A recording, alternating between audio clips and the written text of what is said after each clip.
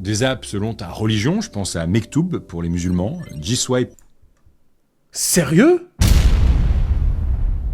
Ok les gars, nous allons passer à la prochaine vidéo qui est la vérité derrière Tinder de Gaspard, on met le petit like. Qui a Tinder? Qui a déjà utilisé des applications de rencontres pour essayer de trouver leur âme sœur? C'est parti pour la vidéo.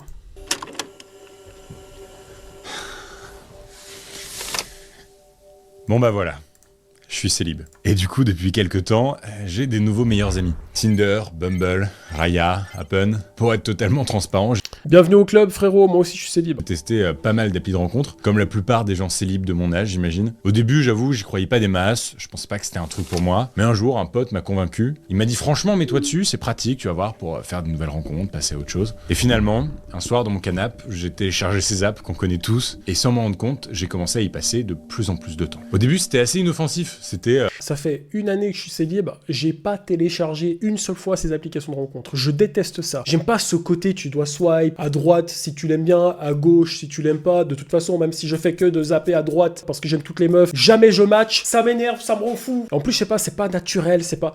Je n'aime pas. Et si je match avec une meuf, je sais pas quoi lui dire. Qu'est-ce que tu veux que je lui dise? C'est quoi ta couleur préférée?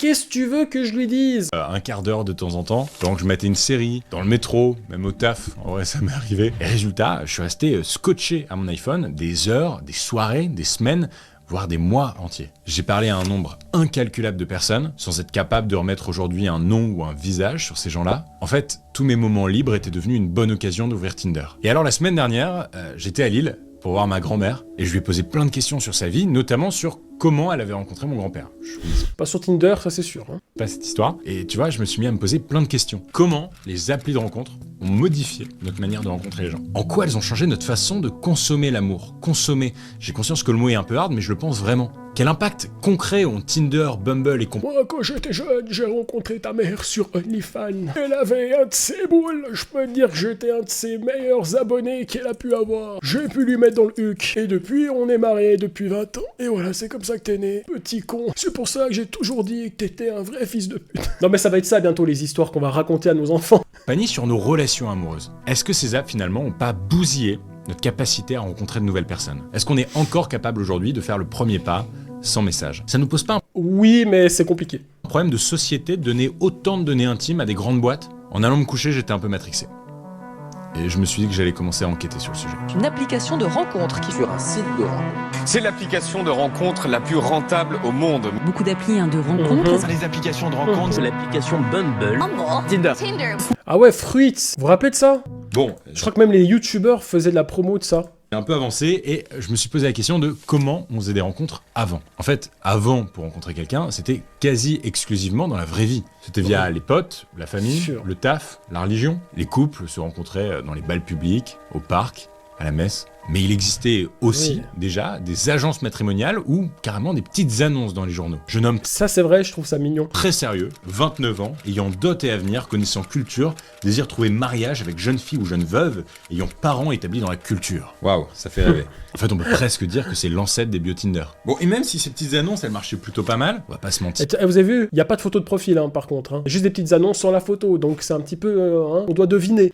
Jusqu'à il y a pas si longtemps, la majorité des couples se formaient entre des gens qui avaient des connexions plus ou moins proches, et qui étaient donc souvent issus du même milieu social. Il existait, et il existe toujours d'ailleurs, des rallyes mondains, des grandes soirées dansantes où se retrouvent en général des jeunes issus de familles plutôt bourgeoises. L'ambition des parents derrière, c'est de se dire, bon bah ma fille ou mon fils va pas se mettre avec n'importe qui. Et le fait de se En tout cas, elle va pas se mettre avec un arabe, ça c'est sûr. mettre en couple avec une personne du même groupe religieux ou social, ça a un nom, ça s'appelle l'homogamie. Et cette homogamie, c'était vraiment pas simple d'y échapper jusqu'à l'invention d'un truc, Internet. Bon, on n'est pas dans l'histoire d'eux, mais je peux pas m'empêcher de faire un peu de chronologie. Il y a moins de 50 ans, si t'allais voir quelqu'un et que tu lui disais que t'as rencontré l'âme sœur grâce à ça, bon déjà il saurait pas ce que c'est, mais en plus ça lui paraîtrait dingue. Et pourtant, oui, en préparant bien cette sûr. vidéo, j'ai réalisé que la rencontre numérique, c'est quand même assez vieux. Enfin, assez vieux. Le concept de vidéo dating date des années 80. On perpétue la ouais. tradition des petites annonces, mais cette fois-ci, on le fait face cam. Je m'appelle Françoise. Je suis ce qu'on peut appeler en termes marketing une Une jeune femme. femme Ah bon. superbe de corps et d'esprit, paraît-il. Je m'appelle Jean-Claude, j'ai 30 ans. Je suis célibataire, je mesure 1m73. Je m'appelle Chantal. Bonjour, je m'appelle Emmanuel, je suis célibataire. Bonjour, j'ai 28 ans, je me prénomme Pierre. Et donc, ce qui a vraiment permis Ah, c'est mignon, ils se présentent, c'est chou. T'as vu aujourd'hui la biographie des gens quand ils essaient de se présenter sur ces plateformes de sites de rencontres, ça veut rien dire. Ça t'écrit des poèmes comme ça et ça. Moi, ce que je veux dans la vie, c'est du sérieux. J'ai pas envie qu'on me baise. Mais en même temps, t'as que des photos, on voit ton huc. C'est pas avec ça qu'on va voir ton intelligence, bordel. On voit que ton huc. Qu'est-ce que tu veux que je pense de toi? Démocratiser tout ça, c'est l'arrivée d'Internet. Internet a permis la démocratisation de la rencontre amoureuse sans réelle médiation, donc sans l'intermédiaire de nos proches. Et ça a permis un truc formidable, ça a permis à des gens qui évoluaient pas du tout dans les mêmes cercles de se rencontrer. Et donc, les sites et les applications de rencontre Ça, c'est bien, je trouve. C'est très bien. font leur apparition au milieu des années 90. Déjà en 95, c'est la naissance de Match.com aux États-Unis. Et en France, ça prend pas tout de suite. En fait, il faut attendre 6 ans pour voir la petite sœur française de Match s'imposer ici. Ce site, c'est mythique. Waouh.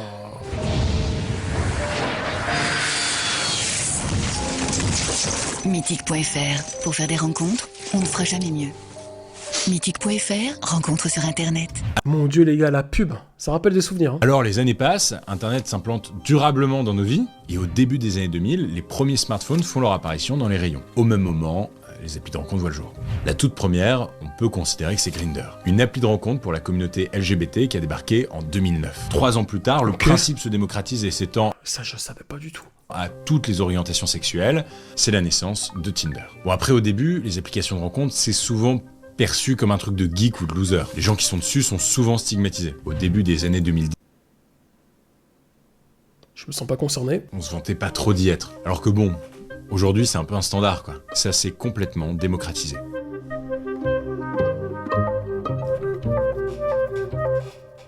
Oh, Popeye, you're really my knight. Aujourd'hui, clairement, le regard a changé. Et d'ailleurs, je vous ai demandé sur Insta, Gaspard G, c'est cadeau, si vous aviez déjà utilisé des applis de rencontre. Et j'ai quasiment eu que des réponses positives. J'ai utilisé des applications de rencontres telles que Tinder, Fruits, Badoo. J'ai même essayé Happen aussi. J'ai commencé. Le mec, il a tout essayé. Il est désespéré. J'avais 19 Même ans. l'application pour les LGBT, il a tout fait. On s'était toutes mises ensemble dessus en même temps. J'ai utilisé un petit peu Tinder il y a 3 ans. Et j'ai rencontré ma copine avec qui je suis toujours depuis. Ok. Ce soir, j'ouvre Tinder, je m'en bats les steaks. Ouais. Bon, il faut que je fasse un shooting photo pour ça, faut que je me prépare, faut que je me fasse BG et tout.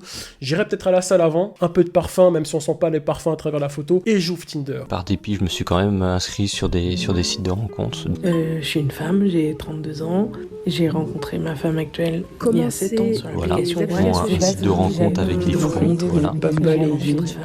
Bref, entre On vous, dirait que t'as des voix dans la tête à ce moment-là. vous, mes potes et moi, ça fait pas mal de gens déjà sur les applis de rencontre. Je peux carrément vous donner des chiffres, parce que j'ai bossé. En France, d'après une étude IFOP qui date de 2018, près de 26% des Français se seraient déjà inscrits au moins une fois sur une plateforme de rencontre. Et ce chiffre monterait à 59% pour les hommes de 25 à 34 ans. 6 mecs sur 10 de mon âge, on peut pas vraiment dire que ce soit un truc marginal. Bon, et même si j'ai pas de chiffres précis, j'ai quand même lu que depuis le Covid, les apps gagnent beaucoup de terrain. Elles sont de plus en plus utilisées par de plus en plus de monde. Et je le vois bien autour de moi, mon frère qui est au lycée, des amis de mes parents quinquagénaires, à même quelques seniors de mon entourage.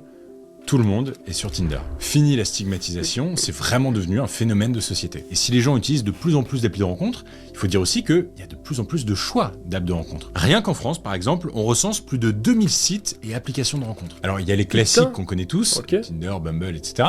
Mais il y en a aussi des spécifiques par orientation sexuelle. Je vous parlais tout à l'heure de Grindr. Des apps selon ta religion, je pense à Mektoub pour les musulmans, G-Swipe.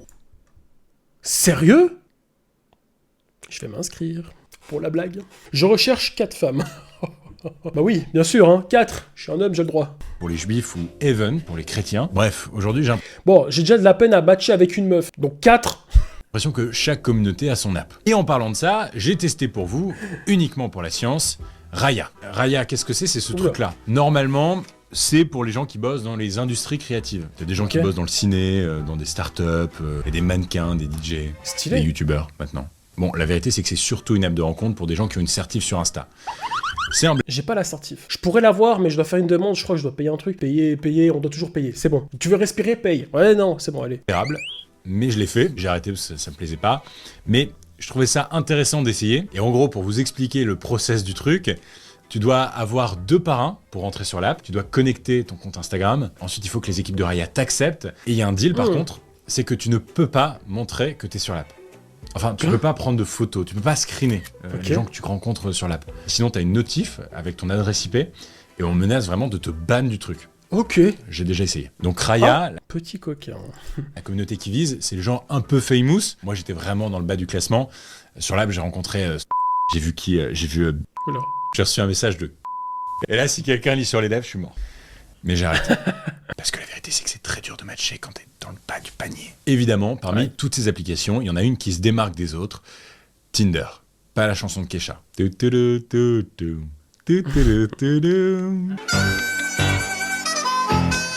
Tinder, c'est un truc de dingue. Les mecs, ils sont dans 190 pays. En France, aux États-Unis, en Bolivie, en Papouasie, en Arménie, au Liban. Tinder, c'est 1,6 milliard de swipes par jour et 50 millions d'utilisateurs actifs dans le monde. Du coup, j'ai mes chances. Mais si je réussis pas à trouver la femme de ma vie sur Tinder, c'est que je suis voué à finir seul, en fait. C'est ça, les gars. Comment il a vendu Tinder, là? Si j'arrive pas, c'est que je suis une grosse merde. Ah bah si ça continue, nous, vous ça savez, n'existera sera plus. pas beau à voir. Non. Ça n'existera plus, là. Hein. Ça n'existera plus. Non. On gâche tout. Tous les sentiments sont gâchés. C'est l'animalité, maintenant. Bon, ça va, vous? Moi, ça fait quelques semaines que j'enchaîne les dates. Et voilà, je vous dire la vérité, j'ai pas l'impression de rencontrer grand monde. En fait, c'est vraiment frustrant, j'ai l'impression de rencontrer personne. Je swipe, quand je match, je suis content, j'organise des verres avec des meufs que je reverrai sûrement pas. Alors au début, c'était cool, hein, c'était marrant, c'est devenu une vraie habitude dans mon quotidien. J'ai réalisé que ce moment de kiff était devenu presque un moment de contrainte. Et sur Insta, vous êtes beaucoup à m'avoir dit que vous aviez ressenti un peu la même chose. Je vais tous les jours sur Tinder, tous les jours sur Grindr, et à chaque fois que je sors de l'application, j'en ai marre. Je souffle. On n'arrive pas à désinstaller les applis parce que même des moments où je ne voulais plus y aller, où je ne voulais plus faire des dates, etc., virtuellement, etc., ça me saoulait. Je gardais ce truc sur mon téléphone. Il y avait cette envie en moi beaucoup trop forte et donc je remettais l'application. Cette addiction de forcément vouloir tout le temps matcher avec des gens, parler à des gens, voir le plus de gens possible. Un jour sur 3, j'enlève l'application et le lendemain ou dans la journée, dans la même journée, je peux le remettre. On se prend très rapidement au pli de swiper, on apprécie d'être liké, ça peut devenir vite un jeu. C'est horrible en fait quand j'entends ça. J'ai voulu comprendre. En fait, c'est limite une addiction, quoi. Comprendre pourquoi ces apps, notamment Tinder, avaient autant d'impact sur mon moral et celui des autres. Et moi au début, franchement, j'y croyais. Je pensais qu'au bout d'un moment, à force de... Salut Edbert. De swiper, j'allais finir par rencontrer quelqu'un, qu'on s'échangerait des messages, qu'on organiserait un premier date, mais qu'en tout cas, à un moment donné, il allait avoir une fin à ce petit jeu. Qu'à un moment donné, j'allais supprimer ces apps de mon téléphone. Mais non, c'était trop beau pour être vrai. Les apps de rencontre, leur but, c'est pas qu'on les désinstalle hyper rapidement. Alors, j'ai vu l'autre jour que c'était le slogan de Hinge. Ouais, ils sont malins, hein. L'appli de rencontre conçue pour être supprimée. Le but final de ces apps, c'est pas qu'on rencontre l'amour en un claquement de doigts. C'est qu'on garde ces apps durablement sur nos téléphones pour pouvoir leur générer du profit. Tinder, Bumble, Raya, Hinge. C'est de la dopamine, c'est tout. Oui, c'est exactement ça. Le fait de matcher, d'avoir des likes, des gens qui te parlent. Oui, c'est de la dopamine. Fruits. Toutes ces apps sont des entreprises. Et des entreprises plutôt rentables. Derrière la plupart des applications de rencontre que vous connaissez, il y a un gros groupe américain. Match, c'est une entreprise américaine qui est propriétaire de Tinder, Mythic, OkCupid ou Hinge, pour ne citer que. Et ce groupe gagne beaucoup d'argent. Et j'ai les chiffres sous les yeux. En 2020, le chiffre d'affaires annuel de Match.com a dépassé les 2 milliards de dollars. Et Tinder, qui fait partie du groupe, n'y est pas pour rien, puisque... Ça en fait des célibes, hein, qui sont en recherche d'amour. Qu'en 2019, Tinder a tout simplement détrôné Netflix et est devenu l'appli la plus rentable hors jeu sur l'App Store ou le Google Play Store. Les apps de rencontre n'ont pas pour but premier de vous faire rencontrer l'amour. Par contre, elles rapportent du cash. C'est pour se faire de l'oseille, bien sûr. Timide de tous les pays, réjouissez-vous, le bip bip de l'amour est arrivé, c'est le flashing. La première fois que j'ai téléchargé Tinder, je me suis pas trop posé de questions. C'était gratuit, pratique, je l'ai fait.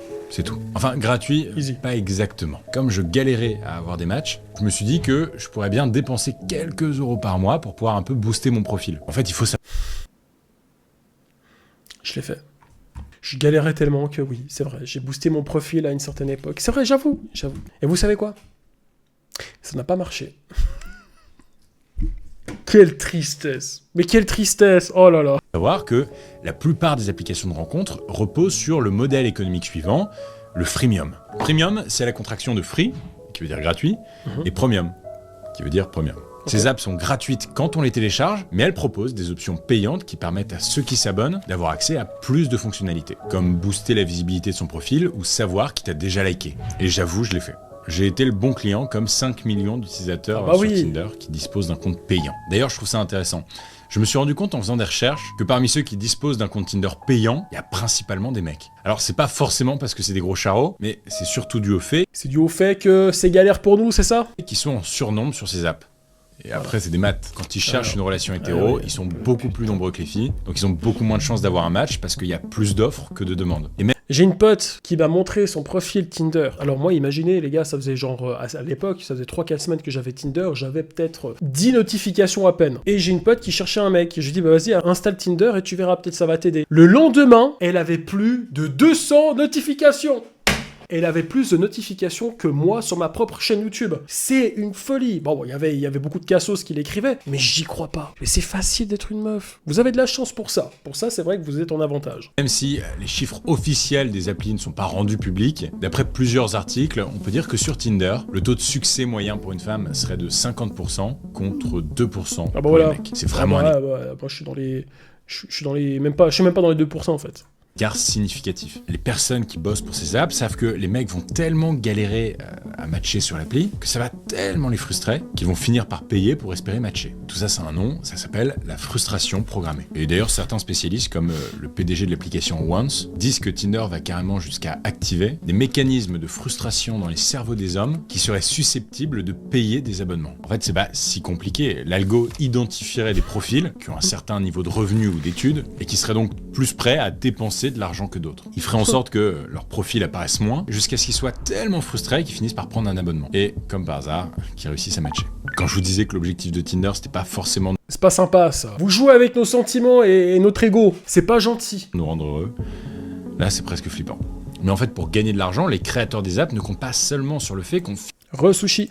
Finissent par se prendre un abonnement, mais aussi sur le fait qu'on reste un max de temps dessus. Pour commencer, les designers d'app reprennent pas mal de mécanismes qui existent déjà dans les jeux vidéo ou les jeux d'argent. Le but, c'est qu'on prenne du plaisir à se connecter, qu'on ait presque le sentiment de jouer en swipant de droite à gauche. D'ailleurs, rien que quand on regarde le design de certaines applis, ça ressemble clairement à un jeu. Je pense par exemple à l'application Fruits avec ses petites emojis de fruits là. Ça fait vraiment penser à Candy Crush. Les couleurs, l'univers pop, on est sur un design presque de jeu vidéo. Mais en dehors de l'interface des apps, c'est surtout les mécanismes des apps qui permettent de nous garder captifs que je trouve intéressant. Et parmi eux, il y a un mécanisme bien connu aujourd'hui, celui de la... Ils exploitent juste notre faiblesse et notre manque d'intelligence PTDR. Tu serais pas en train de dire que je suis faible et pas assez intelligent ? C'est vrai, t'as raison. Récompense aléatoire. En gros, quand on réalise une action qui nous procure un plaisir immédiat, alors à ce oui, Carmine, en plus il confirme. Espèce de salaud, va. Notre corps sécrète une molécule qu'on appelle la dopamine, ce qui va nous pousser en fait à répéter l'action. Là, dans le chat qu'il a sorti tout à l'heure, c'est juste la dopamine. Ultérieurement. Par exemple, quand on mange un bonbon, ça nous procure immédiatement du plaisir, on libère de la dopamine et on a envie d'en manger d'autres. Pour en revenir donc au mécanisme de la récompense aléatoire. Oh, les gamins à Halloween, comment ils se gavent de bonbons, c'est infernal. Faut comprendre que quand la récompense est inattendue parce que aléatoire, ça multiplie l'effet de plaisir. Par exemple au casino, quand tu joues aux machines à sous, le fait d'être récompensé de manière hyper rare et aléatoire, ça rend le plaisir d'autant plus intense. Donc, quand après avoir passé 20 minutes à ne pas réussir à aligner 3 symboles sur ta machine, et que comme par magie, après avoir actionné la machine, c'est enfin le jackpot, t'es surpris, t'es heureux, et tu libères de la dopamine. De la vraie merde. Ne jouez pas aux jeux d'argent, moi je vous le dis, hein. C'est jeter son argent par la fenêtre. Tu peux toujours avoir de la chance et tout, mais je suis pas un joueur de casino, je déteste ça, j'ai pas les moyens déjà de jeter de l'argent comme ça. Mais j'ai des potes qui se sont ruinés comme ça, je vous le dis, hein. Et ça va très vite, hein. Le mécanisme, c'est le même sur les applications de rencontre. Tu swipes, et au bout d'un moment, tu matches, tu sécrètes ta dopamine, et tu recommences, sempiternellement. Oui. Et c'est comme ça que, sans s'en rendre compte, on passe un temps phénoménal sur les... Salut Rox. On attend cette petite décharge de dopamine, ce boost émotionnel. D'ailleurs, selon une étude d'une grosse boîte de com française qui s'appelle BETC, 36% des utilisateurs d'appli seraient plus intéressés par le fait de recevoir des matchs que par... Le complexe de Tinderella, c'est le Tinder italien, Tinderella. par faire une rencontre. On développe parfois un besoin presque viscéral de matcher, de plaire à des inconnus qu'on va probablement jamais rencontrer. Et ça peut devenir très problématique. Dans une étude IFOP, parue en 2018, 30% des personnes interrogées avaient avoué avoir déjà ressenti une forme d'addiction aux sites et aux applications de rencontres. Alors, c'est pas forcément facile de décrocher, mais l'addiction aux applis n'est pas le seul problème. En vérité, c'est seulement la face visible de l'iceberg. Il n'y aura pas de l'amour en l'an 2000, ce serait plutôt un ordinateur qui distribuera plus ou moins L'amour, la sensation? Oui, la sensation. Un ordinateur? Mais tout serait programmé là. Vous êtes certain? Ouais. C'est quoi cet accent? J'aime beaucoup son accent.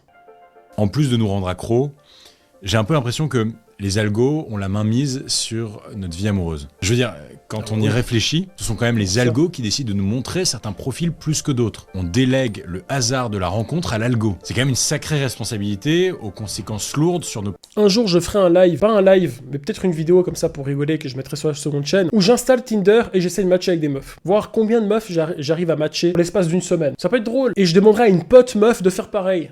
Oh, putain les gars, vous serez choqués. Hein. On leur arrive pas à la cheville aux meufs. Hein. Dans ce genre de domaine, elles excellent. Elles sont trop fortes. D'ailleurs, pour mon enquête, j'ai lu un livre écrit par la journaliste Judith Duportail, L'amour sous algorithme. C'est une enquête de ouf sur les dessous assez flippants de Tinder. Et j'ai trouvé son contact. Alors je me suis dit que ce serait pas mal de lui proposer un café, et elle a accepté. Alors ça s'appelait un Hello Score. Alors Hello, ça veut pas dire hello, ça vient du nom d'un mathématicien hongrois qui s'appelait Arpad Hello, qui avait développé dans les années 70 une technique de classement des joueurs d'échecs. Et Tinder au début, elle avait un peu pompé quoi. Et en gros ça fonctionne, c'est assez simple comme fonctionnement au final. C'est quand t'es un joueur d'échecs et que tu gagnes contre un joueur qui est très bien coté, tu gagnes des points. Ouais. Sur Tinder, ça veut dire si tu gagnais contre un joueur très bien coté, ça veut dire si tu matchais avec une personne très matchée, donc considérée comme désirable, tu gagnais des points, tu montais, ta cote montait. Mais et aux échecs, si tu perds contre un très mauvais joueur, tu dégringoles. Et sur Tinder, si une personne considérée comme matchable, médiocre, donc peu matchée, donc peu désirable, te swipait à gauche, et ben tu dégringolais aussi. Et ça avait une influence sur les gens qu'on te montrait, etc. etc. Et moi, ça m'avait rendu... Enfin, moi, à l'époque, ça m'avait révolté d'être notée à mon insu sur mon physique. Ça m'avait rappelé quand j'étais au collège, et je me souviens, il y avait un mec dans ma classe qui s'appelait Tristan, je m'en souviendrai. Tristan. Qui avait noté toutes les filles, enfin, comme il y a plein de mecs qui font ça au collège. Et quand j'avais appris ça, j'avais regardé mon téléphone et je m'étais dit, mais putain, Tristan, maintenant, il bosse chez Tinder, et il me bosse et il me note à mon insu, quoi. Enfin, ça avait réveillé plein comme ça de sentiments d'injustice et de colère que j'avais pu avoir dans ma vie, d'avoir été sans cesse évaluée que sur mon apparence.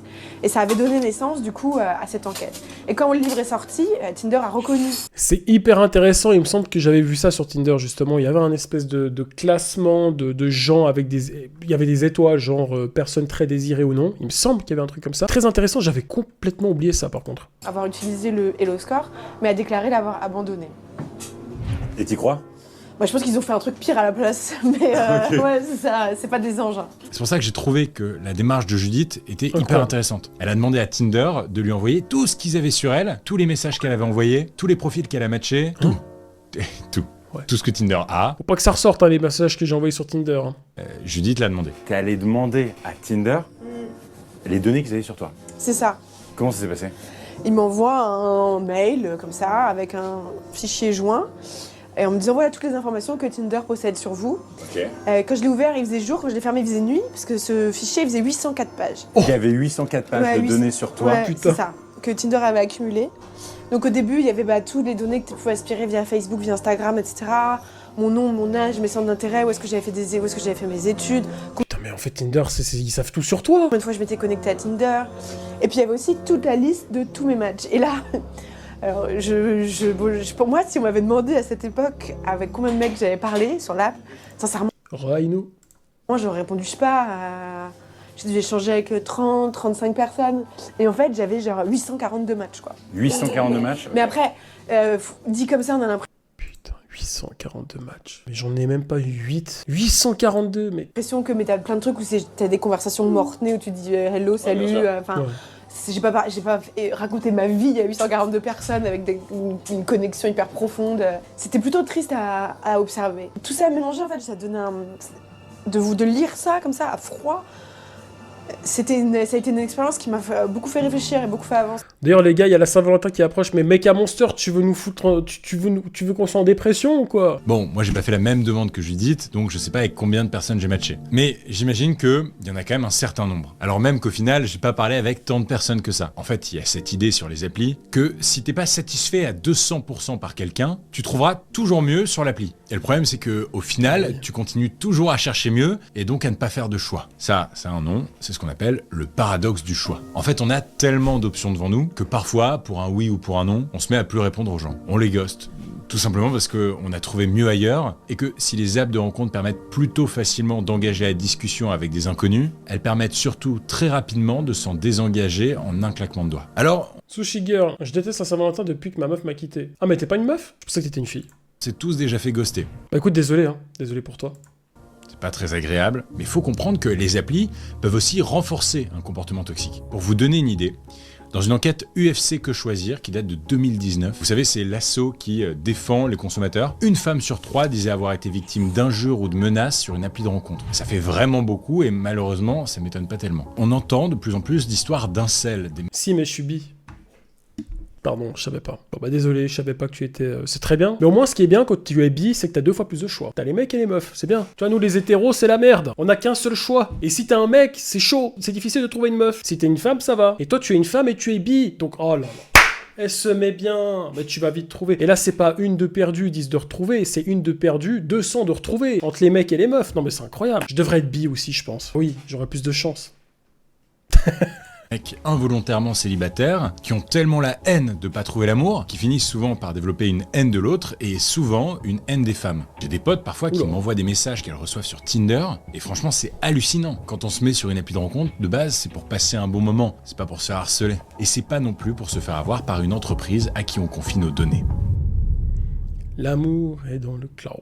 Bon, et j'ai une angoisse un peu plus méta, un peu plus globale. Oula, pourquoi tu te déshabilles? Remets ta veste, calme-toi, ça va trop vite entre nous, s'il te plaît, on se connaît à peine. Celle des données. Quand Judith m'a expliqué toutes les données que Tinder avait emmagasinées sur elle, ça m'a fait super flipper. 800 pages de données. Je trouve ça assez perturbant de me dire qu'il y a des grosses boîtes américaines qui possèdent plein de données hyper intimes sur des millions et des millions de personnes à travers le monde. Ces entreprises, elles savent ce qu'on aime, ce qu'on n'aime pas, elles savent où on est, elles savent notre orientation sexuelle, elles savent ce qui nous attire ou non chez une personne. Parfois, elles ont des infos sur nos pratiques sexuelles, sur nos fantasmes, elles stockent parfois même des données médicales sur nous, ou des nudes qu'on aurait envoyées à quelqu'un, sans penser que le ou la destinataire ne serait pas la seule à avoir une trace de ces photos. J'ai un truc à faire.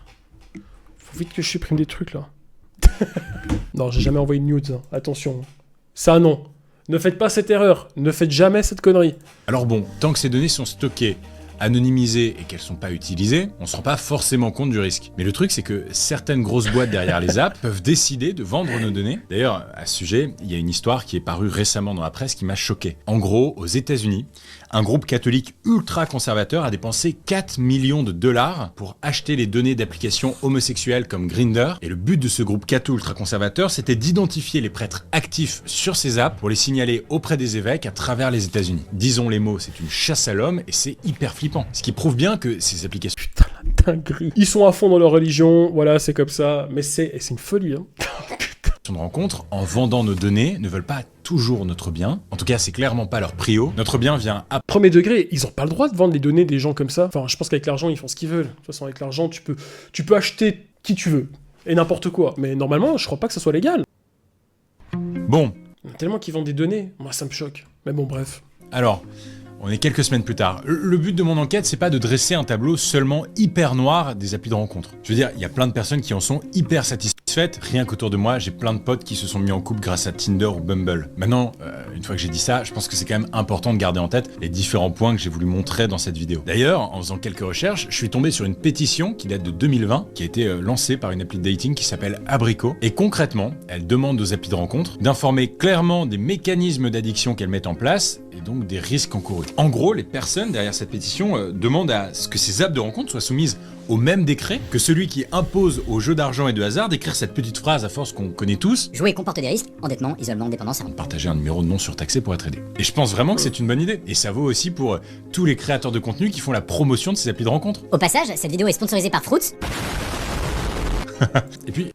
Petit malin, t'as failli m'avoir. Je crois aussi que pour avoir une consommation responsable des applis, c'est important de savoir ce qu'on cherche avant de les télécharger. Ça peut paraître comme du bon sens, mais je pense que c'est important. Moi en tout cas, quand je me suis mis sur les apps, j'avais pas vraiment défini mes objectifs, et vraiment, je pense que j'aurais dû le faire. Alors oui, c'est possible de bien utiliser les applis de rencontre. Mais n'empêche que j'ai découvert qu'il y a quelques années, il y a une enquête qui a été réalisée, seuls 39% des utilisateurs sont satisfaits des apps de rencontre. C'est l'un des plus mauvais scores de l'histoire des enquêtes de l'UFC Que Choisir. Je veux dire, quand on tape sur Google Tinder makes me, donc Tinder me rend ou Tinder me fait. Les premières suggestions sont Tinder makes me depressed, Tinder makes me feel ugly, Tinder makes me feel bad, worthless, anxious, lonely. C'est horrible, c'est affreux, c'est que du négatif. En fait, il y a un certain ras-le-bol à swiper sans s'arrêter. Un ras-le-bol qui pousse de plus en plus de jeunes à quitter les applis pour revenir aux bonnes vieilles méthodes. Puisque de toute façon, proportionnellement, les applis de dating mènent finalement assez peu à de vraies rencontres. Alors, est-ce que ça veut dire que... Aujourd'hui, c'est quand même difficile de faire des rencontres, je trouve. On sort de moins en moins, on est de plus en plus connectés, on se voit de moins en moins aussi, je trouve, hein. C'est vraiment ce que je pense. Et à part dans des lieux comme le travail, où là, tu peux encore voir du monde, à part quand il y a des entreprises où ils fonctionnent qu'avec du télétravail, et ben, ouais, c'est un peu compliqué. Aussi, ouais, les gars, avant, on était tout le temps dehors. C'était plus facile. Les applis de rencontre sont en train de mourir. Est-ce que dans 10 ans, utiliser... Après, je dis ça, mais en été, les gens sortent aussi, ils vont sur les terrasses, ils boivent des trucs, machin, enfin, c'est bien. Mais c'est vrai qu'on est de plus en plus cloîtrés chez nous. C'est plus compliqué de faire des rencontres. Et d'être plus humain aussi. Tinder, ce sera devenu un truc de boomer. J'ai vu une story de Cyrus North il y a quelques mois où il partageait une du magazine Society. L'article décrivait une nouvelle tendance en matière de dating. Aujourd'hui, il y a des gens qui publient de longs Google Docs sur Twitter dans lesquels ils se présentent vraiment en détail en espérant trouver la... Juste dans le gaming, tu reçois assez de messages. Putain, avec nous, on en avait parlé en plus. On devrait faire un live où on parle de ça une fois. Ça pourrait être intéressant. L'amour, c'est presque le retour des petites annonces, mais sur les réseaux. Bon, à voir où ça mènera. Incroyable la vidéo, putain. Et moi, finalement, après plusieurs semaines d'enquête, j'ai retrouvé l'amour. Mais pas sur Tinder. Oh non! Il est tellement beau. Là, quand il a enlevé sa veste, là, j'ai failli tomber sous son charme. J'ai failli devenir bi, comme Sushi.